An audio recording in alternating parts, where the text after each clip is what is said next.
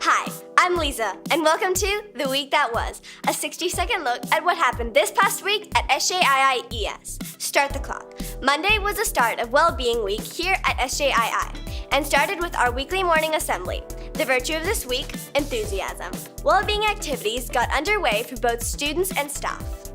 On Tuesday, the music department had their annual Let's Go Solo event, where that evening students got the chance to perform in front of an audience of friends and family. Wednesday and throughout the week, students and staff continued to participate in various well-being activities and workshops.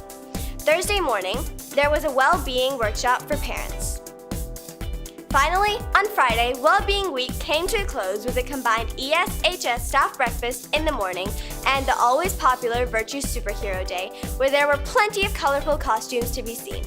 On behalf of the Week That Was team, I'm Leiza, and we'll see you again next week.